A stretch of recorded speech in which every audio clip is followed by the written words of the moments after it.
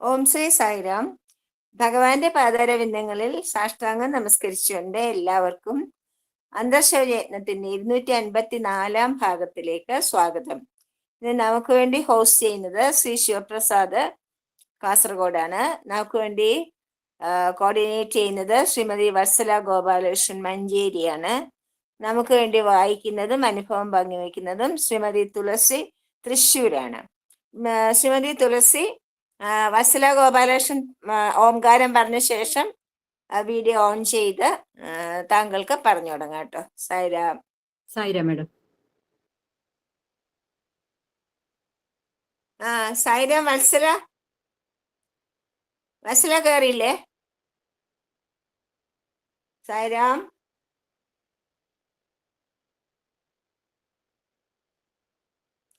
ഓ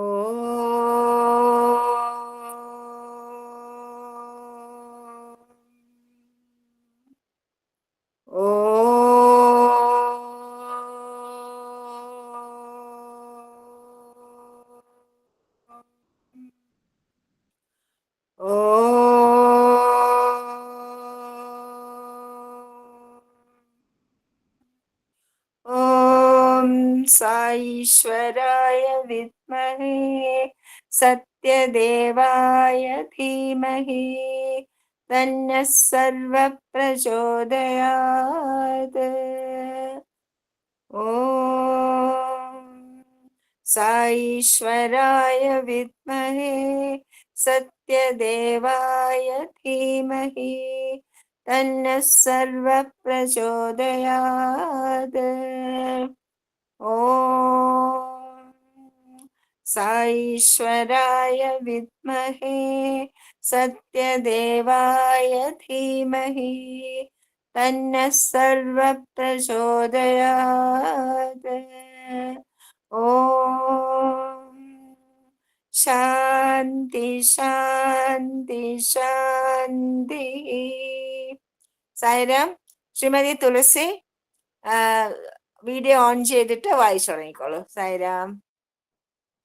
Sai Ram madam. ഒന്ന് self introduction ചെയ്യണേ, തന്നെ ഒന്ന് പറയണം.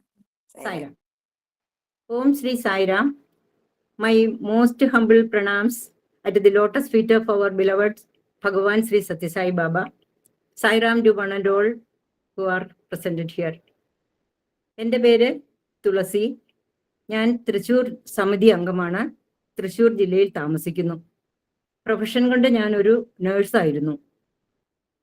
ആദ്യമായി ഈ അന്തർശൗച യജ്ഞത്തില് അവസരം നൽകിയതിന് പ്രിയപ്പെട്ട ഭഗവാനോടും ഇതിൻ്റെ ഭാരവാഹികളോടും പ്രത്യേകമായും വത്സല മേനോൻ മാഡത്തിനോടും എൻ്റെ പ്രിയ സുഹൃത്തായ ശോഭാലക്ഷ്മിയോടും എൻ്റെ വിനീതമായ നന്ദി പ്രകടിപ്പിക്കുന്നു. ഇന്ന് ഞാൻ വായിക്കുന്നത് സത്യസായി വാണി 22-ാം ഭാഗത്തിലെ 29-ാം അധ്യായമായ വേദ സന്ദേശം ആണ്. സായിരാം. വേദ സന്ദേശം. ദിവ്യമായ പ്രേമസ്വരൂപരെ, ഋഷികൾക്ക് വെളിപ്പെടുത്തിയ മന്ത്രങ്ങൾ അവർ രേഖപ്പെടുത്തിയതാണ് വേദങ്ങൾ. കാലദേശങ്ങളാൽ മാറ്റപ്പെടാത്ത അതീന്ദ്രിയമായ സത്യത്തെ അവ വിളംബരം ചെയ്യുന്നു. 3 ലോകത്തിലെയും പൗരാവകാശികൾക്ക് ഐശ്വര്യത്തിന്റെയും സുരക്ഷിതത്വത്തിന്റെയും മാർഗങ്ങൾ അവ സൂചിപ്പിക്കുന്നു. അറിയുക എന്ന അർത്ഥം വരുന്ന വിദ് എന്ന ധാതുവിന്റെ തദ്ഭാവമാണ് വേദം. മാലിന്യങ്ങളെ ഒഴിവാക്കി ഹൃദയശുദ്ധി എങ്ങനെ നേടാമെന്ന് വേദങ്ങൾ പഠിപ്പിക്കുന്നു. വേദങ്ങൾ അനന്തവും പൊതുജനങ്ങളുടെ ധാരണയ്ക്ക് അതീതവും ആണെന്ന് പ്രഖ്യാപിക്കപ്പെട്ടിരിക്കുന്നു. ആരംഭത്തിൽ ഒരു വേദം മാത്രമേ ഉണ്ടായിരുന്നുള്ളൂ. അത് പഠിക്കുവാൻ ഏറെ സമയവും ശ്രമവും ആവശ്യമായിരുന്നു. വേദാനുശാസനങ്ങൾ പഠിക്കുവാനും പരിശീലിക്കുവാനും ജനങ്ങളെ പ്രാപ്തരാക്കുവാൻ വ്യത്യസ്ത ഭാഗങ്ങളായി അതിനെ വ്യാസൻ വിഭജിച്ചു. എണ്ണമറ്റ കീർത്തനങ്ങളിൽ നിന്ന് വ്യാസൻ ചില ഋക്കുകൾ ശേഖരിച്ച് ഋഗ്വേദവും, യജുക്കളെ ചേർത്ത് യജുർവേദവും, ചില സാമങ്ങളെ കൊണ്ട് സാമവേദവും സമാഹരിച്ചു. വിവിധ ദേവന്മാരെ പ്രകീർത്തിച്ചുകൊണ്ടുള്ള സ്തുതികളാണ് ഋഗ്വേദത്തിൽ മുഖ്യമായും ഉള്ളത്. യജുർവേദത്തിൽ ദേവന്മാരെ ആരാധിക്കുവാനുള്ള മന്ത്രങ്ങൾ അടങ്ങിയിരിക്കുന്നു. യാഗങ്ങളുടെയും യജ്ഞങ്ങളുടെയും നിർവഹണത്തിലും ദാനധർമ്മങ്ങൾ ചെയ്യുന്നതിലും യജുർവേദത്തിലെ മന്ത്രങ്ങൾ ഉപയോഗപ്പെടുത്തുന്നു. ഓരോ വേദത്തിനും ബ്രഹ്മണങ്ങൾ, ആരണ്യകങ്ങൾ, ഉപനിഷത്തുകൾ എന്നിങ്ങനെ 3 വിഭാഗങ്ങൾ ഉണ്ട്. വേദമന്ത്രങ്ങളുടെ ഉദ്ദേശ്യം സമൂഹത്തിന്റെയും ലോകത്തിന്റെയും ക്ഷേമം അഭിവൃദ്ധിപ്പെടുത്തുവാൻ വേണ്ടി വേദമന്ത്രങ്ങൾ യാഗങ്ങളിലും യജ്ഞങ്ങളിലും ഉപയോഗിക്കുന്നു. വിളവ് നന്നാക്കുവാനും സർവത്ര ഐശ്വര്യമുണ്ടാകുവാനും യഥാകാലം മഴ ലഭിക്കുവാനും അവ ഉദ്ദേശിക്കപ്പെട്ടതാകുന്നു. പൊതുവായ ക്ഷേമത്തിന്റെയും സന്തോഷത്തിന്റെയും വർധനയ്ക്ക് ഹേതുവായി കർമ്മകാണ്ഡത്തിന്റെ ഭാഗമായ മന്ത്രങ്ങളെ കണക്കാക്കുന്നു. ദേവന്മാരുടെ ആരാധനയ്ക്കായി യജുർവേദം മുഴുവൻ അർപ്പിക്കപ്പെട്ടിരിക്കുന്നു. കൃഷ്ണയജുർവേദം, ശുക്ലയജുർവേദം എന്നിങ്ങനെ 2 വിഭാഗങ്ങൾ അത് ഉൾക്കൊള്ളുന്നു. അവ പാരമ്പര്യ അധിഷ്ഠിതമായ വ്യതിരിക്തതകളെ ആധാരമാക്കിയാണ്. ശുക്ലയജുർവേദം ബ്രഹ്മസമ്പ്രദായം അനുസരിച്ചും കൃഷ്ണയജുർവേദം ആദിത്യ സമ്പ്രദായം അനുസരിച്ചും ആകുന്നു. ശുക്ലയജുർവേദ പക്ഷക്കാർ പ്രധാനമായും ഉത്തരേന്ത്യയിലുള്ളവരാണ്. തെക്കേ ഇന്ത്യയിലാണ് കൃഷ്ണ യജുർവേദ പക്ഷക്കാർ അധികമുള്ളത്. 1 ശ്രുതി, 2 അനുസ്വരം, 3 ത്രയി, 4 ആംനായം, 5 സമാംനായം, 6 ഛന്ദസ്, 7 സ്വാധ്യായം, 8 ഗമം, 9 ആഗമം എന്നിങ്ങനെ 9 വിഷയങ്ങളിലായാണ് വേദങ്ങൾ വികസിച്ചത്. ശ്രുതി ആചാര്യനിൽ നിന്ന് കൃത്യമായ രീതിയിൽ വേദം ചൊല്ലുന്നത് പരിശീലിക്കുകയും അതുവഴി വേദം ചൊല്ലുന്നതിൽ പ്രാവീണ്യം സമാർജിക്കുകയും ചെയ്തുകൊണ്ടുള്ള വേദപഠന പ്രക്രിയയെ സംബന്ധിച്ചതാകുന്നു ശ്രുതി. തീവ്രമായ ഗൗരവത്തോടെ ആചാര്യനെ ശ്രദ്ധിച്ച് അദ്ദേഹം പഠിപ്പിക്കുന്നത് പോലെ കൃത്യമായി ശബ്ദങ്ങൾ പുനരാവിഷ്കരിക്കപ്പെടേണ്ടതാണ്. വേദമന്ത്രങ്ങൾ അങ്ങനെ മുഴുവനായും ശ്രവിച്ചു പഠിക്കുന്നു. അനുസ്വരം ആചാര്യനിൽ നിന്ന് പഠിച്ച മന്ത്രങ്ങൾ ആവർത്തിച്ചു ചൊല്ലുകയും അവയെ ധ്യാനിക്കുകയും നിരന്തരമായി ചൊല്ലിക്കൊണ്ട് വിശുദ്ധിയോടെ അവയെ നിലനിർത്തുകയും ചെയ്യുന്ന അനുഷ്ഠാനമാണ് അനുസ്വരം. ത്രയി ആദ്യത്തിൽ 3 വേദങ്ങൾ മാത്രമായിരുന്നു. ഋക്ക്, യജുർ, സാമവേദങ്ങളെ അപൗരുഷേയമായി കണക്കാക്കുന്നു. മനുഷ്യനുമായി ബന്ധപ്പെട്ട ഉൽപ്പത്തി ഇല്ലാത്ത ദൈവത്തിൽ നിന്ന് നിർഗമിച്ചതായി കരുതപ്പെടുന്നു. അഥർവവേദം യജുർവേദത്തിൽ നിന്ന് എടുത്ത കീർത്തനങ്ങൾ അടങ്ങിയതാകുന്നു. ദൈവികമായ ഉൽപ്പത്തി കാരണം ആദ്യത്തെ 3 വേദങ്ങളെ ത്രയി എന്ന് വിളിക്കുന്നു. ആംനായം ധാതു അക്ഷരമായ നായുടെ നിരന്തരമായ ധ്യാനമാണ് ആംനായം സൂചിപ്പിക്കുന്നത്. ഈ അനുഷ്ഠാനത്തിലൂടെ വേദജ്ഞാനം സമാർജിക്കുന്നതിനെ ആംനായം എന്നും സമാംനായം എന്നും വിവരിക്കുന്നു. ഛന്ദസിന്റെ അർത്ഥം രഹസ്യമായി സൂക്ഷിക്കേണ്ട, ശ്രദ്ധാപൂർവം പ്രചരിപ്പിക്കേണ്ട അറിവ് എന്നാകുന്നു. വേദങ്ങളെയും ഛന്ദസ് എന്ന് പറയുന്നു. സാമവേദം മുഴുവനും ഛന്ദസ്സുകളാണ്. സ്വാധ്യായം വംശവിഷയകമായി പിതാവിൽ നിന്ന് പുത്രനിലേക്ക്, തലമുറയിൽ നിന്ന് തലമുറയിലേക്ക് വേദങ്ങൾ പകർന്ന് ലഭിക്കുന്ന പ്രക്രിയയെ ആണ് സ്വാധ്യായം കൊണ്ട് ഉദ്ദേശിക്കുന്നത്. വേദപരിജ്ഞാനം നേടുന്നത് ഗ്രന്ഥങ്ങളിലൂടെ അല്ല, വർഷങ്ങളായി ആചാര്യനിൽ നിന്ന് ശിഷ്യനിലേക്ക് അത് സംക്രമിച്ചു. ആചാര്യനിൽ നിന്ന് ശിഷ്യനിലേക്ക് ഈ അറിവ് കൈമാറിയിരിക്കുന്നത് കാരണം അതിനെ സ്വാധ്യായം എന്ന് വിവരിക്കുന്നു. ഗമം, ആഗമം എന്നീ നാമങ്ങൾ ഭഗവാൻ ശ്വസിക്കുന്നതും ഉച്ഛ്വസിക്കുന്നതിനും നൽകിയവയാണ്. വേദോൽപത്തി അങ്ങനെ ആയിരുന്നുവല്ലോ. വേദങ്ങൾ മുഴുവൻ ദൈവത്തിന്റെ ശ്വാസത്തിൽ നിന്നുള്ള ബഹിർഗമനങ്ങളായി വെളിപ്പെടുത്തപ്പെട്ടു. ദൈവത്തിൽ നിന്നുള്ള വെളിപാടുകളായി ഈ മന്ത്രങ്ങളെ ശ്രദ്ധിച്ച മഹർഷിമാർ 8 അടിസ്ഥാനപരമായ അക്ഷരങ്ങളിൽ അവയ്ക്കുള്ള താക്കോൽ കണ്ടെത്തി. സംഗീതാത്മകമായ ഭാഷാന്തരത്തോടു കൂടിയ വേദമന്ത്രങ്ങളെല്ലാം ആ, ക, ച, ട, ത, പ, യ, സ എന്നീ 8 അക്ഷരങ്ങളിൽ പരിചിന്തനം ചെയ്ത് സ്മരിക്കപ്പെട്ടതാണ്. ഈ 8 അക്ഷരങ്ങളെ ഉപയോഗിച്ച് മഹാത്മാക്കളായ ദാർശനികർ വേദങ്ങളെ പരിപോഷിപ്പിച്ചു. ആത്മീയ അധപതനത്തിന് കാരണം വേദ അവഗണന. ഓരോ വേദത്തിനും ശാഖകളും ഉപശാഖകളും ഉണ്ട്. ഋഗ്വേദത്തിന്റെ 20 ശാഖകളിലും 21 ഉപശാഖകളിലും നിന്ന് 3 എണ്ണം മാത്രമേ അവശേഷിച്ചിട്ടുള്ളൂ. അപ്രകാരം തന്നെ യജുർവേദത്തിന്റെ 96ൽ കേവലം 2 എണ്ണം കാലത്തിന്റെ സംഹാരത്തെ അതിജീവിച്ചു. സാമവേദത്തിന് 1000 ശാഖകൾ ഉണ്ടായിരുന്നു. അതിൽ 3 എണ്ണം ഇന്ന് നിലനിൽക്കുന്നു. അതിജീവിച്ച ഏതാനും വേദശാഖകളിൽ ഇത്രയധികം ആധ്യാത്മികമായ സമ്പത്ത് അടങ്ങിയിരിക്കുന്നു എങ്കിൽ വേദങ്ങൾ മുഴുവനായി അതിജീവിച്ചിരുന്നുവെങ്കിൽ ഭാരതീയരുടെ ആധ്യാത്മികമായ പൈതൃകം എത്രമാത്രം ബൃഹത്തരമായേനെ. വേദങ്ങളുടെ അവഗണന കാരണമാണ് ഭാരതീയരുടെ ആധ്യാത്മികവും ശാസ്ത്രീയവുമായ പരിജ്ഞാനത്തിന് തുടർച്ചയായ അധപതനം അനുഭവപ്പെട്ടത്. അനന്തരഫലമായി അവർ സങ്കുചിതമായ വീക്ഷണം വളർത്തി വീക്ഷണ വിശാലതയെ ഗ്രഹണം ഗ്രസിച്ചു. ഇന്ന് വേദങ്ങളോട് ഇഷ്ടമോ ബഹുമതിയോ ഇല്ലാത്തവരുടെ എണ്ണം വർദ്ധിച്ചുകൊണ്ടിരിക്കുന്നു. ബ്രാഹ്മണർക്കിടയിൽ പോലും വേദങ്ങളോടുള്ള താല്പര്യവും ശ്രദ്ധയും കുറഞ്ഞു വരുന്നു. ആരാണ് ബ്രാഹ്മണർ? ബ്രഹ്മൻ മന്ത്രസ്വരൂപനാണ്. ബ്രഹ്മന് മൂർത്തരൂപം നൽകുന്ന മന്ത്രങ്ങൾ നിരന്തരമായി ചൊല്ലുന്നവരെ ബ്രാഹ്മണരെന്ന് വിളിക്കുന്നു. ഇന്ന് ബ്രാഹ്മണർ ഈ മന്ത്രങ്ങളെ വിസ്മരിച്ചിരിക്കുന്നു. ആധുനിക വിദ്യാഭ്യാസത്തിന്റെയും പണത്തിനുള്ള ദുരയുടെയും സങ്കുചിതമായ മനസ്സോടുകൂടിയ താല്പര്യങ്ങളുടെയും ആഘാതം കാരണം അവരിൽ അന്തർലീനമായ ദൈവികതയെ അവർ വിസ്മരിച്ചിരിക്കുന്നു. അനന്തരഫലമായി ശാന്തിയും സുരക്ഷിതത്വവും നഷ്ടപ്പെട്ടിരിക്കുന്നു. എന്താണ് വേദം കൊണ്ട് അർത്ഥമാക്കുന്നത്? ഒരു അർത്ഥം എരുക, അവബോധം എന്നാണ്. മറ്റൊരു അർത്ഥം തെളിവി, ബുദ്ധിശക്തി എന്നാണ്. മൂന്നാമതർത്ഥം വിവേകം എന്നാണ്. വിവേകം വികസിപ്പിക്കുവാൻ ആഗ്രഹിക്കുന്നവരെല്ലാം വേദങ്ങളിൽ ഗഹനമായ താല്പര്യം കാണിക്കണം. സ്ഥാനങ്ങളും സമ്പത്തും സമാർജിക്കുന്നതിനും സുഖസൗകര്യങ്ങൾ നേടുന്നതിനും വേണ്ടി മാത്രം ബുദ്ധിവികാസം തേടുകയും ഉപയോഗിക്കുകയും ചെയ്യുന്നു. സദ്ഗുണങ്ങൾ വളർത്തുവാനോ ദൈവികമായ അനുഷ്ഠാനങ്ങളിൽ വ്യാപൃതരായി സജ്ജനങ്ങളായി തീരുവാനോ അല്ല ബുദ്ധിവികാസം തേടുന്നതും ഉപയോഗിക്കുന്നതും. അവരുടെ ബുദ്ധിപരമായ കഴിവുകൾ നിസ്സാരമായ കാര്യങ്ങൾക്ക് ദുരുപയോഗപ്പെടുത്തുന്നു. വേദങ്ങളുടെ വിശ്വജനീന വീക്ഷണം. മാനുഷിക മൂല്യങ്ങൾക്ക് അനുസൃതമായി ജീവിക്കുകയും ധാർമ്മികമായ ജീവിതം നയിക്കുകയും ചെയ്യുമ്പോൾ മാത്രമേ ഒരാൾ യഥാർത്ഥ മനുഷ്യനാവുകയുള്ളൂ എന്ന് വേദങ്ങൾ ഊന്നി പറയുന്നു. ഇന്നത്തെ കാലത്ത് വേദങ്ങൾ ഉച്ചരിക്കുന്ന പലർക്കും അവയുടെ അർത്ഥം മനസ്സിലാക്കുന്നതിൽ ബുദ്ധിമുട്ടുണ്ട്. അർത്ഥം പൂർണ്ണമായി മനസ്സിലാക്കി മന്ത്രങ്ങൾ ചൊല്ലുമ്പോൾ കൂടുതൽ ആനന്ദം ലഭിക്കുന്നതാണ്. വേദങ്ങളുടെ മുഴുവൻ പവിത്രതയും ശക്തിയും അപ്പോൾ മാത്രമേ അനുഭവവേദ്യമാകുന്നുള്ളൂ. ശ്രേഷ്ഠവും പവിത്രവുമായ എല്ലാം ആശ്ലേഷിച്ചുകൊണ്ട് വേദങ്ങൾക്ക് വിശ്വജനീനമായ വീക്ഷണമുണ്ട്. എല്ലാറ്റിനെയും സംബന്ധിച്ച് ഒരു സമത്വത്തെ അവ പഠിപ്പിക്കുന്നു. ഏകതയുടെ ആശയം അവ വിളംബരം ചെയ്യുന്നു. തുല്യമായ അക്ഷോഭ്യതയുടെ സന്തോഷത്തെയും സന്താപത്തെയും അഭിമുഖീകരിക്കുവാൻ അവ നിർദ്ദേശിക്കുന്നു. ഇന്ന് മന്ത്രങ്ങൾ ചൊല്ലുന്നവർ അവയുടെ ആന്തരികമായ അർത്ഥം ഗ്രഹിക്കുന്നില്ല. ഒരൊറ്റ മന്ത്രത്തിന്റെ പൂർണ്ണമായ അർത്ഥം മനസ്സിലാക്കുന്നു എങ്കിൽ പോലും മതിയാകും. ഓരോ ദിവസവും ശാന്തിമന്ത്രം ചൊല്ലുന്നു. ഓം സഖനാവവതു സഖനൗ ഭുനക്തു സഖ വീര്യം കരവാവഹൈ. എന്താണ് ഇത് ചൂണ്ടിക്കാട്ടുന്നത്? ഐകമത്യത്തോടെ നമുക്ക് ഒരുമിച്ച് നീങ്ങാം. അന്യോന്യം സംവാദം ചെയ്ത് നമുക്ക് ഐക്യത്തോടെ ജീവിക്കാം. എത്രമാത്രം വിശാല വീക്ഷണമാണ് ഈ മന്ത്രത്തിലുള്ളത്. സായിരാം. സായിരാം, ഇനി അനുഭവം പറഞ്ഞോളൂ കേട്ടോ. സായിരാം, നല്ലൊരു പോർഷനാണ് പറഞ്ഞത്. എല്ലാവരും ഇപ്പം വേദം പഠിക്കുന്ന സമയമാണല്ലോ. നന്നായി, thank you so much. Sairam madam. Om Shri Sairam. ഞാൻ എങ്ങനെയാണ് ഭഗവാനുമായിട്ട് ഈ സംഘടനയിലേക്ക് കണക്റ്റഡ് ആയിന്ന് ആദ്യം തന്നെ പറയാം. ഞാൻ പ്രൊഫഷൻ കൊണ്ട് ഒരു നേഴ്സായിരുന്നു. ഞാൻ ഹോസ്പിറ്റലിൽ ജോലി ചെയ്യുമ്പോൾ അവിടെയുള്ള സായി മണ്ഡലിയിൽ നിന്നും എനിക്ക് സായി മണ്ഡലി ഒന്നും എന്താണെന്ന്, സായിബാബ എന്താണെന്ന് എനിക്ക് അറിഞ്ഞുകൂടായിരുന്നു. അവിടെ നിന്ന് കുറച്ച് ആളുകൾ, 3-4 ആളുകൾ വന്നിട്ട് അവർ പറഞ്ഞു,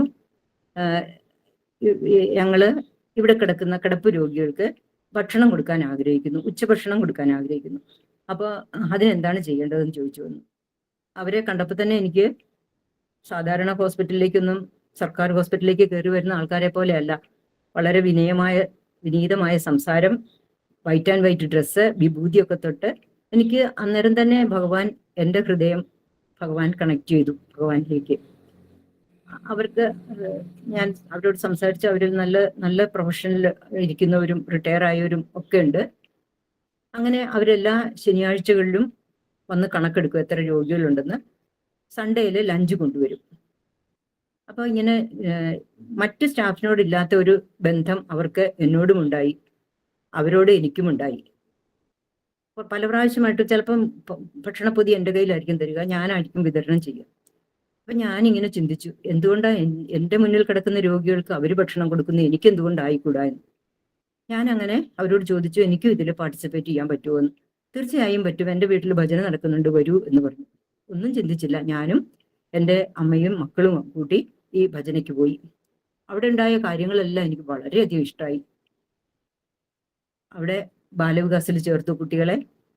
നാരായണ സേവയിൽ ഞാൻ പങ്കെടുത്തു തുടങ്ങി. ഞാനൊരു ബാലവികാസ ഗുരുവായി. ധാരാളം സായി ലിറ്ററേച്ചറൊക്കെ എനിക്ക് വായിക്കാൻ സാധിച്ചു.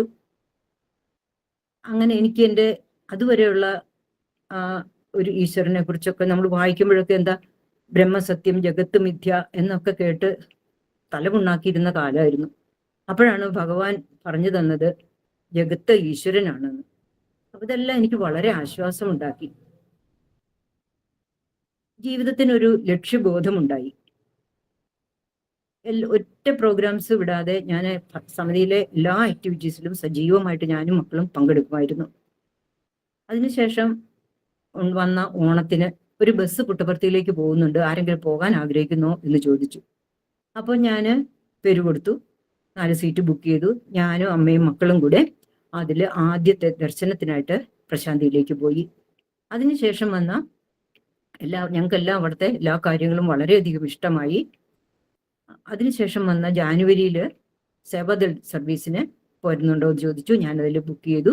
അങ്ങനെ ആദ്യത്തെ സർവീസ് ചെയ്തു. എനിക്ക് പാദനമസ്കാരം കിട്ടി, ഭഗവാൻ ക്രിയേറ്റ് ചെയ്ത വിഭൂതി കിട്ടി. അങ്ങനെ എന്നെ മെഡിക്കൽ സെല്ലിൽ അംഗമാക്കി. തൃശ്ശൂർ ഡിസ്ട്രിക്റ്റിലെ മെഡിക്കലിന്റെ ഇൻചാർജായിട്ട് കുറേ വർഷങ്ങൾ ഇരിക്കുവാൻ സാധിച്ചു. ധാരാളം മെഡിക്കൽ ക്യാമ്പുകൾ അറ്റൻഡ് ചെയ്യുവാനും പിന്നെ പ്രശാന്തിയിൽ നടത്തുന്ന എല്ലാ ഓണത്തിനും വിഷുവിനും ബർത്ത്ഡേക്കും കേരളത്തിൻ്റെതായ സ്പെഷ്യൽ ആയിട്ടുള്ള മെഡിക്കൽ ക്യാമ്പുകൾ ഉണ്ടാവാറുണ്ട്. അത് അറ്റൻഡ് ചെയ്യാനായിട്ട് സാധിക്കുമായിരുന്നു. പിന്നെ പ്രശാന്തിയിൽ തന്നെ റൂറൽ മെഡിക്കൽ ക്യാമ്പ്സ് ഉണ്ടായിരുന്നു അന്നൊക്കെ കേരളത്തിന്റെ വകയായിട്ട്. അവിടെ പോയി പ്രശാന്തിയിൽ നിന്നും രാവിലെ പോയാൽ രാത്രിയാവും തിരിച്ചു വരുമ്പോൾ വളരെ 100-120 കിലോമീറ്റർ അകലെ വരെ പോയിട്ട് മെഡിക്കൽ ക്യാമ്പുകൾ നടത്താനും അതിനൊക്കെയുള്ള അവസരങ്ങളൊക്കെ എനിക്ക് ഭഗവാൻ തന്നിട്ടുണ്ട്. അങ്ങനെ ഒരിക്കൽ പോകുമ്പോൾ അവിടെ ഇനോഗ്രേഷൻ നടക്കുകയാണ്. ഇനോഗ്രേഷൻ കഴിഞ്ഞിട്ട് നമ്മൾ ആദ്യത്തെ രോഗിയെ നോക്കി. അപ്പൊ ആദ്യത്തെ രോഗിയെ നോക്കുന്നതും ആദ്യത്തെ രോഗിക്ക് മെഡിസിൻ കൊടുക്കുന്നതും ഒക്കെ പിക്ചേഴ്സ് ഒക്കെ എടുത്ത് ഭഗവാന്റെ പാദങ്ങളിൽ സമർപ്പിക്കുന്നുണ്ടായി. അപ്പോൾ അതില് ആദ്യത്തെ രോഗിക്ക് മെഡിസിൻ കൊടുക്കാൻ പറ്റിയ ഒരു ഭാഗ്യവും എനിക്ക് തന്നു. എൻ്റെ പിക്ചർ ഭഗവാന് സമർപ്പിച്ചിട്ടുണ്ട് എന്ന് അത് എൻ്റെ സ്പോൺസേഴ്സ് ആയിട്ടുള്ള കാനറ ബാങ്കുകാര് അന്ന് എന്നോട് പറയുകയുണ്ടായി. എല്ലാം ഭഗവാന്റെ കാരുണ്യമായിട്ട് കണക്കാക്കുന്നു. ഇനി എൻ്റെ അമ്മയ്ക്ക് ഉണ്ടായ ഒരു അനുഭവം പറയാം. എൻ്റെ അമ്മ നല്ലൊരു ശ്രീകൃഷ്ണ ഭക്തയായിരുന്നു. എല്ലാ ദിവസവും പ്രാർത്ഥനകൾ നടത്തും. അതുപോലെ അതിനുശേഷം ഭാഗവതം വായിക്കും. ആ ഭക്തിയുടെ എല്ലാം ഫ്രൂട്ടായി വന്നത് 2 പ്രാവശ്യം എനിക്ക് അമ്മയെ പ്രശാന്തിയിൽ കൊണ്ടുപോകാൻ സാധിച്ചു. അമ്മയ്ക്ക് അനായാസന മരണം എന്ന് പറയുന്നതൊക്കെ അമ്മയ്ക്ക് ഉറക്കത്തിൽ എന്ന പോലെയാണ് അമ്മയ്ക്ക് മരണം ഭഗവാൻ കൊടുത്ത് അനുഗ്രഹിച്ചത്. സായിരാം. ഒരിക്കല് ഞാൻ അമ്മയ്ക്ക് തൃപ്പാദങ്ങളുടെ ഫോട്ടോ കൊടുത്തിരുന്നു. അതിൽ നിന്നും അമ്മയ്ക്ക് അമൃത് പോലെ ഒഴുകി ഇങ്ങനെ വന്നിട്ടുണ്ട്. ഒരിക്കൽ അമ്മ പനി പിടിച്ച് കിടക്കുകയായിരുന്നു. രാത്രി എനിക്ക് ഉറങ്ങാൻ പറ്റാതെ അമ്മ അങ്ങനെ കിടക്കുമ്പോൾ അമ്മ കിടക്കുന്ന കട്ടിലിന്റെ ഓപ്പോസിറ്റിലുള്ള ഭിത്തിയിൽ ഒരു പ്രകാശം തെളിഞ്ഞു വന്നു. സൂര്യൻ ഉദിച്ചു വരും പോലെ ആ പ്രകാശത്തില് ഭഗവാന്റെ പിക്ചർ മുഖം തെളിഞ്ഞു വന്നു. ഭഗവാൻ അമ്മേനെ നോക്കി പുഞ്ചിരിച്ചു, കൈകൊണ്ട് അഭയഹസ്തം കാണിച്ചു. അതിനുശേഷം ഭഗവാന്റെ ആ മുഖത്തെ കറുത്ത മറുകിൽ നിന്നും ഒരു വെട്ടിത്തിളങ്ങുന്ന സ്റ്റാർ പൊട്ടിത്തെറിച്ചു വന്നു. ആ സ്റ്റാറിൽ നിന്നും കുറേ സ്റ്റാറുകൾ, നല്ല തിളക്കമുള്ള കുറേ സ്റ്റാറുകൾ ഇങ്ങനെ പൊട്ടിത്തെറിച്ചു വരുന്നതായിട്ട് കണ്ടു. അമ്മ അത് കണ്ടു വളരെ ആനന്ദത്തോടെ സുഖമായി ഉറങ്ങി. അമ്മയുടെ പനിയൊക്കെ മാറി. രാവിലെ എൻ്റെ അച്ഛൻ ഒരു ഹോമിയോ ക്ലിനിക്ക് നടത്താണ്. അച്ഛന് 365 ദിവസം അച്ഛൻ ക്ലിനിക്ക് തുറക്കും. ഒരു ദിവസം പോലും പോകാണ്ടിരിക്കില്ല. അച്ഛൻ രാവിലെ അമ്മേനെ തൊട്ട് നോക്കുകയാണ്. പനി മാറി, വേറെ ആരും വീട്ടിലില്ല, പോകാൻ പറ്റുമോ എന്നറിയാനായിട്ട്. അപ്പൊ അമ്മ കണ്ണു തുറന്ന് പറഞ്ഞ് ധൈര്യമായിട്ട് പൊക്കോളൂ, മോളും മക്കളും വരുന്നുണ്ട് എന്ന്. അമ്മ രാത്രിയിൽ ഉറങ്ങുമ്പം ഞാനും എൻ്റെ മക്കളും അമ്മയുടെ കട്ടിലിന്റെ ചുറ്റും നിൽക്കുന്നതായിട്ട് അമ്മ സ്വപ്നം കാണുകയാണ്. എനിക്ക് അമ്മയ്ക്ക് പനിയാണെന്നോ ഒന്നും എനിക്കറിയില്ല. ഞാനും വരുമെന്ന് അമ്മേനെ അറിയിച്ചിട്ടില്ല. പക്ഷെ ഭഗവാൻ ആ ഒരു ഇൻഫർമേഷൻ കൊടുത്തു. ഞാനന്ന് വീട്ടിലേക്ക് പുറപ്പെടുന്നുണ്ടായി. ഞാനും മക്കളും അങ്ങനെ അമ്മയുടെ അടുത്ത് എത്തി. ഭഗവാൻ ഭക്തന്മാരെ സംരക്ഷിക്കുന്ന എങ്ങനെയാണെന്ന് ഞാനൊന്ന് മനസ്സിലാക്കി. സായിരാം. പിന്നീട് അമ്മയ്ക്കുണ്ടായ ഒരു അനുഭവം തന്നെയാണിത്. എൻ്റെ അമ്മ എന്നെ വിട്ടു പോയത് ഈ മെയ് മാസത്തിലാണ്. അതുകൊണ്ട് ഈ മെയ് മാസം പ്രിപ്പയർ ചെയ്തപ്പോൾ എനിക്ക് അമ്മയുടെ കുറെ ഓർമ്മകളുണ്ടായി. അതുകൊണ്ടാണ് ഇങ്ങനെ വന്നത്. സായിരാം. ഞങ്ങളുടെ കിണറ്റില് നല്ല വേനൽ വരുമ്പം വെള്ളം വറ്റാറുണ്ട്. ഞങ്ങളുടെ അടുത്ത വീടുകളിലുള്ളവരൊക്കെ ഞങ്ങളുടെ കിണറ്റിൽ നിന്നാണ് വെള്ളം കൊണ്ടുപോകുക. എല്ലാവർക്കും വെള്ളം വറ്റിയെന്നാൽ കുറച്ച് പ്രശ്നമാണ്. ഞങ്ങളുടെ വീട്ടിലാണെങ്കിൽ ആരുമില്ല. അച്ഛൻ രാവിലെ പോകും, രാത്രിയെ വരുള്ളൂ. പിന്നെ അമ്മ അങ്ങനെ പുറത്തേക്കൊന്നും അങ്ങനെ പോയിട്ടൊന്നും ചെയ്യത്തില്ല. കൂലിക്ക് ആളെ നിർത്തി വേണം വെള്ളം കൊണ്ടുവരാൻ. അത് കാരണം അതൊരു വലിയ എവിടെ നിന്നാ കൊണ്ടുവരുന്നതെന്ന് നമുക്ക് അറിയാൻ പറ്റില്ല. അങ്ങനെ കുറച്ച് ബുദ്ധിമുട്ടുണ്ട്. അപ്പൊ അടുത്ത വീട്ടിലത്തെ പെൺകുട്ടി അമ്മയോട് പറഞ്ഞു, ചേച്ചി നമുക്ക് വെള്ളം കൂടി മുട്ടുമല്ലോ എന്ന് പറഞ്ഞു. അപ്പൊ അമ്മ പറഞ്ഞു, ഇല്ല, എൻ്റെ സ്വാമി എനിക്ക് വെള്ളം കൂടി മുട്ടിക്കില്ല. അവൾ നല്ല വിശ്വാസത്തോടെയാണ് അമ്മ പറഞ്ഞത്. അങ്ങനെ അമ്മ എന്ത് ചെയ്തു? അമ്മ കുളി കഴിഞ്ഞ് വന്നപ്പോൾ കുറച്ച് വിഭൂതി എടുത്ത് ഒരു പാത്രത്തിൽ കലക്കി, ഒരു ബക്കറ്റിൽ വെള്ളം എടുത്ത് ആ ബക്കറ്റിലേക്ക് ഈ വിഭൂതി കലക്കിയതൊഴിച്ച് 3 പ്രാവശ്യം കിണറിനെ പ്രദക്ഷിണം ചെയ്തുകൊണ്ട് വിഭൂതി മന്ത്രം ജപിച്ച് കിണറ്റിലേക്ക് ഒഴിച്ചു. അങ്ങനെ അന്നത്തെ ദിവസം ചെറിയതായിട്ടൊരു മേഘം വന്ന പോലെ ഒരു മൂടലൊക്കെ ഉണ്ടായി. നെക്സ്റ്റ് ഡേ അമ്മ അത് വീണ്ടും റിപ്പീറ്റ് ചെയ്തു. അന്ന് ഇടിമിന്നലും ഒക്കെ ഉണ്ടായി, പക്ഷെ മഴ ഉണ്ടായില്ല. 3ാമത്തെ ദിവസവും അമ്മ ഇത് റിപ്പീറ്റ് ചെയ്തു. അന്ന് രാത്രി ശക്തിയായ മഴ പെയ്തു. അങ്ങനെ അതിലൊരു കനാൽ ഒഴുകുന്നുണ്ട്. കനാലിൽ കൂടെ നിറഞ്ഞ് വെള്ളം ഒഴുകിയെന്നാൽ പിറ്റേ ദിവസം ഞങ്ങൾക്ക് നല്ലോണം കിണറ്റില് വെള്ളം ഉണ്ടാവാറുണ്ട്. അങ്ങനെ അമ്മയ്ക്ക് ഭഗവാൻ കിണർ നിറയെ വെള്ളം കൊടുത്തു. സായിരാം. അമ്മയുടെ ആ ദൃഢമായ വിശ്വാസത്തോടു കൂടി എൻ്റെ ഭഗവാൻ എനിക്ക് വെള്ളം മുട്ടിക്കില്ല എന്ന് പറഞ്ഞതാണ് അടുത്ത വീട്ടിലുള്ളവർക്കൊക്കെ വളരെ വിശ്വാസം ഉണ്ടാക്കി ഭഗവാനില്. ഇനി എൻ്റെ വീട്ടില് എൻ്റെ വീട്ടിലെ അമ്മയും എൻ്റെ മക്കളും അല്ലാതെ ആരും ഭഗവാനിൽ വിശ്വസിക്കുന്നില്ല. ഭഗവാൻ എല്ലാവർക്കും ആൾദൈവമാണെന്നും ഞങ്ങള് ഫോട്ടോ വെച്ചിരിക്കുന്നതൊക്കെ കണ്ടാലൊക്കെ എല്ലാവർക്കും വളരെ ദുഷിച്ചു പറയും ഭഗവാനെ. അതുകൊണ്ട് വീട്ടിൽ ആരെങ്കിലും വരുമ്പോൾ എൻ്റെ അച്ഛൻ ഞാൻ കണ്ടിട്ടുള്ളത് ബൈബിളും ഖുറാനും ഒക്കെ പഠിക്കുന്നതായിട്ട് ഞാൻ കണ്ടിട്ടുണ്ട്. പക്ഷെ സത്യസായിനെ ഒരിക്കലും അംഗീകരിച്ച് ഞാൻ കണ്ടിട്ടില്ല. അംഗീകരിക്കുക മാത്രമല്ല, ദുഷിച്ച് പറയുകയും ചെയ്യും. അത് കാരണം ഇവരൊക്കെ ആരെങ്കിലും വീട്ടിൽ വരുവാണെങ്കിൽ എനിക്കത് വിഷമം ഉണ്ടാക്കുന്ന കാര്യമായതുകൊണ്ട് ഞാൻ എൻ്റെ എവിടെയൊക്കെ ഫോട്ടോസ് ഉണ്ടോ അതും ബുക്സ് എല്ലാം എടുത്ത് ഒളിപ്പിച്ചു വെക്കും. ഒരു ദിവസം ഇതുപോലെ ഞാൻ പെട്ടെന്ന് ഒളിപ്പിച്ചു വെച്ചു. അടുപ്പ് ഇതിൽ തീ കത്തിക്കുന്ന ഒരു അടുപ്പുണ്ടായി അവിടെ. ആ അടുപ്പിൽ അങ്ങനെ ഞാൻ കത്തിക്കാറൊന്നുമില്ല. അതിന്റെ മേലെ കുറച്ച് വിറകൊക്കെ ഇങ്ങനെ പാകി വെച്ചിട്ടുണ്ടായി. ഞാൻ പെട്ടെന്ന് ഈ ഫോട്ടോ എടുത്ത് ഒളിപ്പിച്ചത് ഈ വിറകിന്റെ ഒക്കെ ഇടയ്ക്കായിട്ട് അങ്ങോട്ട് കയറ്റി വെച്ചു. പിന്നീട് ഞാൻ നോക്കുമ്പോൾ ഈ അടുപ്പിൽ കൊണ്ടുപോയിട്ട് തീയിടുന്നു. ഇത് കണ്ടപ്പോൾ എനിക്ക് ആകെ വിഷമായി. ഭഗവാൻ MS സുബ്ബലക്ഷ്മി അമ്മയോട് പറഞ്ഞത്, എൻ്റെ പിക്ചേഴ്സ് ഒന്നും ഫോട്ടോസ് അല്ല, ഞാനാണ് അതെന്നാണ് പറഞ്ഞിരിക്കുന്നത്. എനിക്ക് ഈ ഫോട്ടോ അവിടെ ചൂടാവും, എൻ്റെ ഭഗവാന്റെ പാദങ്ങള് ചൂടാവും, പൊള്ളു എന്നുള്ള വേദനയോടെ ഞാൻ സായിരാം സായിരാം ജപിച്ചു തുടങ്ങി. വളരെ മനസ്സുരുകിയിട്ടാണ് സായിരാം ജപിക്കുന്നത്. എനിക്ക് ആ ഫോട്ടോ അവിടെ നിന്ന് മാറ്റാനും സാധിച്ചില്ല. വീട്ടിൽ ആൾക്കാരുള്ളപ്പോൾ എടുത്തു മാറ്റിയെന്നാൽ അതും പ്രശ്നമാകും. അങ്ങനെ രാത്രി ഞാൻ ഭഗവാനെ സ്വപ്നം കാണുകയാണ്. പ്രശാന്തി നിലയത്തില് നമ്മൾ ഓങ്കാരം ഹാളിന്റെ ബാക്കിലുള്ള ഹൈറ്റുള്ള ക്വാർട്ടേഴ്സിന്റെ ഒക്കെ അതിൽ കൂടെ പോകുമ്പോൾ അവിടെ നിന്ന് നോക്കിയാല് പ്രശാന്തിയുടെ ഓപ്പോസിറ്റിലായിട്ട് മലകളൊക്കെ ഇങ്ങനെ നല്ല ഭംഗിയായിട്ടുള്ള പ്ലേസ് ആണ്. എനിക്ക് നല്ല ഇഷ്ടമാണ്, എൻജോയ് ചെയ്യാൻ. അതിലെ കൂടെ ആ മലയുടെ മുകളിൽ കൂടെ ഭഗവാൻ ഇറങ്ങി വരികയാണ്. ഒരു മലയിൽ കൂടെ ഒരു ഒറ്റയടി പാത മാതിരി ഉണ്ട്, അതിലെ കൂടെ ഭഗവാൻ ഇറങ്ങി വരികയാണ്. അപ്പോൾ പിന്നാലെ കുറെ ഡിവോട്ടീസ് ഒക്കെ ഉണ്ട്. ഞാന് എൻ്റെ മക്കളും ഈ മലയുടെ താഴ്വാരത്ത് നിൽക്കുകയാണ്. ഭഗവാനെ കണ്ടത് ഞാൻ സ്വാമി വരുന്നേ എന്ന് പറഞ്ഞ് ഓടി. എൻ്റെ മക്കളും എൻ്റെ പിന്നാലെ ഓടുന്നുണ്ട്. ഞങ്ങളങ്ങനെ ഞാൻ ഭഗവാൻ ഇറങ്ങി വരികയാണ്. ഞാൻ അടുത്തെത്താറായപ്പം ഭഗവാൻ അവിടെ നിന്നിട്ട് പുറകിലുള്ള ഡിവോട്ടീസിനോട് പറഞ്ഞു, ഇവരെ എനിക്ക് അറിയാം, ഇവരെനിക്ക് കത്തയച്ചിട്ടുണ്ട് എന്ന്. അപ്പൊ ഞാൻ സമിതിയിലത്തെ ഒരു മെമ്പർ ഞാൻ അതിനകത്ത് കാണുന്നുണ്ട്. ആ ആളുടെ കയ്യിൽ ഞാൻ ഭഗവാന് കത്ത് എഴുതി കൊടുത്തു വിട്ടിട്ടുണ്ടായി. അപ്പം ഭഗവാൻ ഞാനിങ്ങനെ മനസ്സിൽ ആഗ്രഹിച്ചു എനിക്ക് പാദ നമസ്കാരം കിട്ടണമെന്ന്. അപ്പം ഭഗവാൻ പെട്ടെന്ന് തന്നെ അങ്കി ഇങ്ങനെ ഉയർത്തിയപ്പോൾ ഞാൻ നോക്കുമ്പോൾ ഭഗവാന്റെ പാദങ്ങള് പൊള്ളി ചുവന്ന് ബ്ലിസ്റ്റേഴ്സ് ആയിട്ട് ഫോം ചെയ്ത് ഇരിക്കുകയാണ്, 2 പാദങ്ങളും. ഞാൻ ഉറക്കെ കരയാൻ തുടങ്ങി.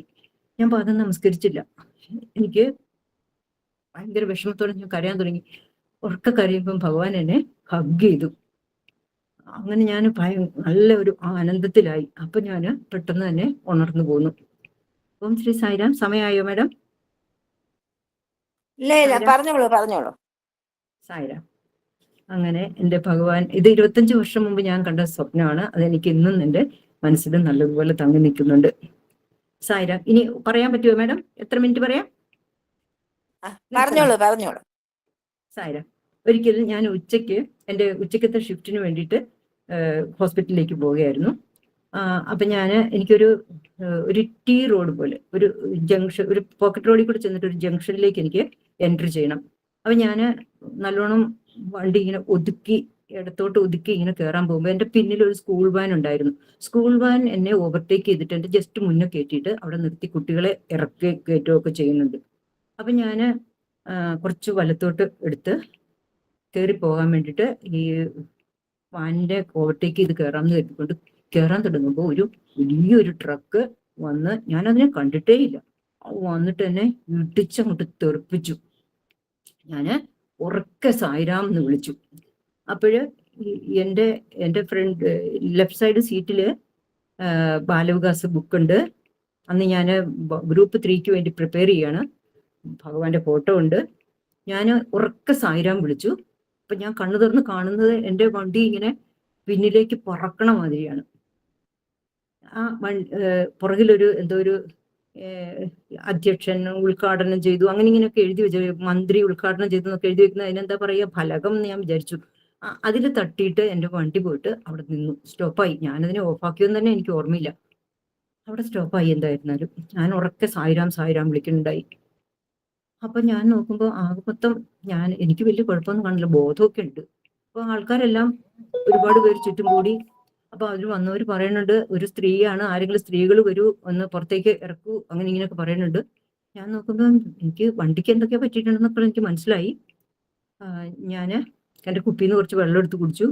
എൻ്റെ ബോധമൊക്കെ പോയിട്ടില്ലല്ലോ, എന്ത് ആട്ടെ എന്ന് വിചാരിച്ചുകൊണ്ട് ഞാൻ പതുക്കെ ഡോറ് തുറന്ന് പുറത്തേക്ക് ഇറങ്ങി. ഞാൻ പറഞ്ഞു, എനിക്ക് വലിയ കുഴപ്പമില്ല, ഞാൻ തന്നെ വരാം, ഇറക്കണ്ട എന്ന് പറഞ്ഞ് ഞാൻ ഇറങ്ങി.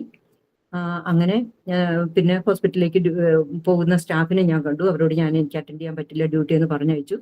ആ സമയം എനിക്ക് പരിചയമുള്ള ആൾക്കാരെ ഒന്നും കാണുന്നില്ല. കുറെ ആൾക്കാരൊക്കെ കൂടിയിട്ടുണ്ടെങ്കിൽ എനിക്കൊരു സഹായത്തിന് കിട്ടാനായിട്ട് പരിചയക്കാരൊന്നുമില്ല. ആ സമയത്ത് ഭഗവാൻ പറഞ്ഞു വിട്ട മാതിരി എൻ്റെ LIC ഏജന്റ് ഒരു ബൈക്കിൽ അതുവഴി വരികയാണ്. ആളവിടെ നിർത്തി, എന്ത് പറ്റിയെന്ന് ചോദിച്ചു. ധൈര്യമായിട്ട് പൊക്കോളൂ, ഞാനെല്ലാം മാനേജ് ചെയ്തോളാം എന്ന് പറഞ്ഞു. ഈ ഇൻഷുറൻസിന്റെ കാര്യങ്ങളും പിന്നെ അവിടെ നിന്ന് ഫോട്ടോ എടുക്കാനും ഒക്കെ ആൾക്കാർ വരണം, അതൊക്കെ വന്ന് ചെയ്തു. എനിക്ക് ആളൊരു ഓട്ടോറിക്ഷ വിളിച്ചു തന്നു. ഞാൻ അതിൽ കയറി സുഖമായിട്ട് വീട്ടിലെത്തി. എനിക്ക് എൻ്റെ ഇടത്ത് കാലിന്റെ മുട്ടില് ഒരു 3 മില്ലിമീറ്റർ ഡയമീറ്ററിൽ ഒരു ചെറിയ പൊട്ട് തൊട്ട മാതിരി ഒരു ചെറിയൊരു സ്കിന്ന് പോയിട്ടുണ്ട്. അല്ലാതെ ഒരു തുള്ളി ചോര പോലും എനിക്ക് ശരീരത്തിൽ നിന്ന് പോയിട്ടില്ല. ഭഗവാൻ അങ്ങനെ എന്നെ കാത്തുരക്ഷിച്ചു. എനിക്ക് ആ ഒരു നിമിഷം സായിരാം എന്ന് എനിക്ക് വിളിക്കാൻ പറ്റി. അത് അന്ന് ഞാൻ എന്നെ വിലയിരുത്തി. എനിക്ക് നമുക്ക് സിറ്റുവേഷൻസ് വരുമ്പോൾ സ്വാമിയെ വിളിക്കാനുള്ള അപകടത്തിലും ആ ഒരു സിറ്റുവേഷനിലും വിളിക്കാൻ പറ്റുക ഭഗവാന്റെ അനുഗ്രഹം തന്നെയാണ്. സായിരാം. എനിക്കതുകൊണ്ട് കുറച്ചുകൂടെ ധൈര്യവും എന്നെ തന്നെ ഞാൻ അളന്നു. എനിക്ക് കുറച്ചുകൂടെ സമചിത്തതയോടെ ആ സിറ്റുവേഷനിലൊക്കെ ഞാൻ വളരെ സമചിത്തതയോടുകൂടി കൈകാര്യം ചെയ്തു. എൻ്റെ വീട്ടിൽ എന്നെ ഒരാളെ ഞാൻ അറിയിച്ചതുമില്ല. വണ്ടി എവിടെ പോയി ചോദിച്ചാൽ സർവീസിന് കൊടുത്തു എന്ന് മാത്രം പറഞ്ഞു. Sai Ram. നിർത്താറായില്ലേ madam? Sai Ram.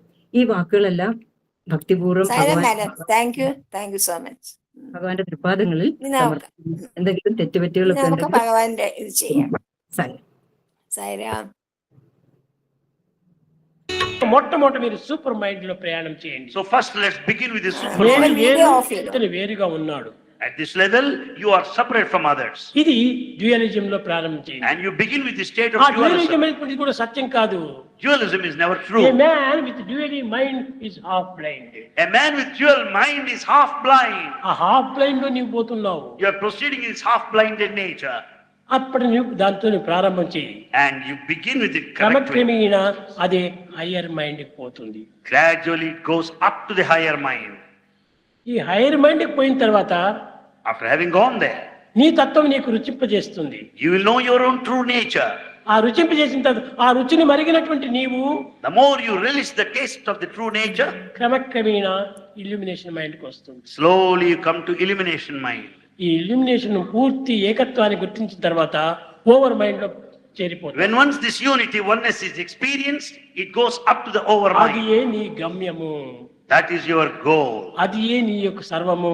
That's everything for you. దానిని చేరడానికి నీవు చేసేటువంటి సాధనలంతా నీవు. All the efforts only to reach that goal. సాధనలు దేహంతో చేసిన సాధనలు కాదు ప్రధానము. Not the practices that you do with the body that కేవలం ఒక కసరత్తు. It is only exercise. దానికి బాడీని ఇంప్రూవ్మెంట్ చేసుకోవచ్చు తప్ప you can improve your body. Mind improvement కాదు. And not the mind anymore. కానీ మీకు ఇప్పుడు కావాల్సింది మైండ్ ఇంప్రూవ్మెంట్ కావాలి. What you need now is the improvement of the mind, not the improvement of the body. Mind purity కావాలి. Mind purity is important. Mind లోపల illumination mind రావాలి. And then you can reach the illumination mind.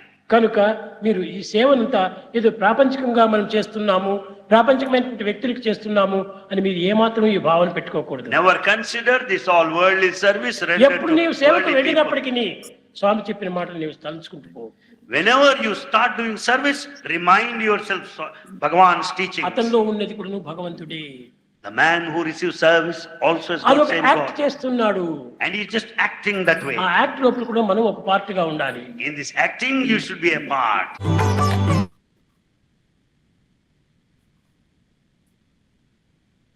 സൈര, Indira video of ചെയ്യൂ. Indira video of ചെയ്യൂ. Indira video of ചെയ്യൂ. തുളസി madam പാടിക്കോളൂ, അതിനെ പാടും. Indira video of ചെയ്യൂ, അല്ലെങ്കിൽ റിമൂവ് ചെയ്യൂ. रहीमन മാഡം പാടിക്കോളൂ.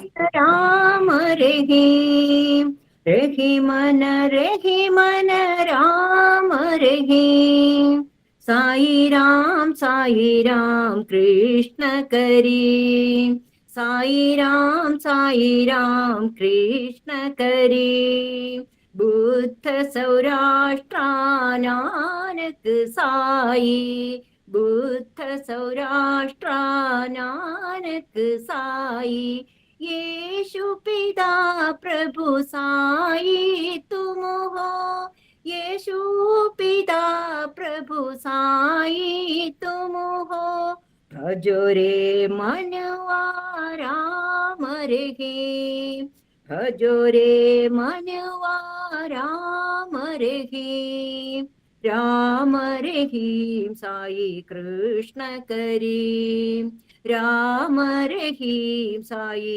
कृष्ण करीम, रहीमन राम रहीम, साई राम कृष्ण करीम, बुद्ध सौराष्ट्र नानक साई, यीशु पिता प्रभु साई तुम हो, भजो रे मनवा राम रहीम, राम रहीम साई कृष्ण करीम, राम रहीम साई कृष्ण करीम, रहीमन राम रहीम.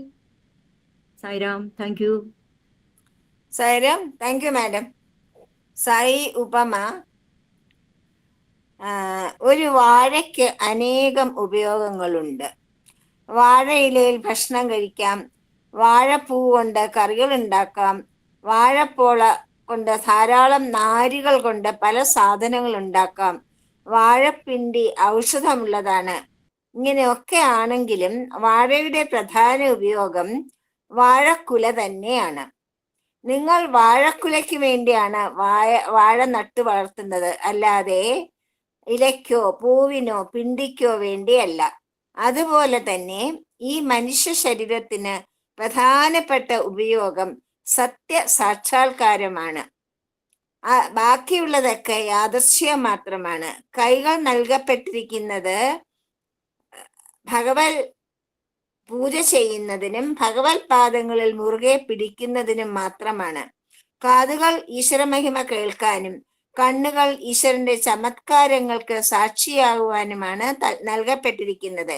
നാവുകൊണ്ട് പരദൂഷണം പറയുകയും മുഖസ്തുതി പറയുകയോ ചെയ്യുമ്പോൾ നിങ്ങൾ അതിനെ ദുരുപയോഗപ്പെടുത്തുകയാണ് ചെയ്യുന്നത്. അത് നൽകപ്പെട്ടിരിക്കുന്നത് നാവുകൊണ്ട് ഭഗവാന്റെ മഹിമകൾ പാടുവാനും ഭഗവത് നാമം ജപിക്കുവാനും വേണ്ടിയാണ്. അതിനുവേണ്ടി മാത്രം നാവ് ഉപയോഗിക്കുക. ജയ സായിരാം. സമസ്തലോകാ സുഖിനോ ഭവന്തു, സമസ്തലോകാ സുഖിനോ ഭവന്തു, സമസ്തലോകാ സുഖിനോ ഭവന്തു. ഓം ശാന്തി ശാന്തി ശാന്തി. ജയ സായി.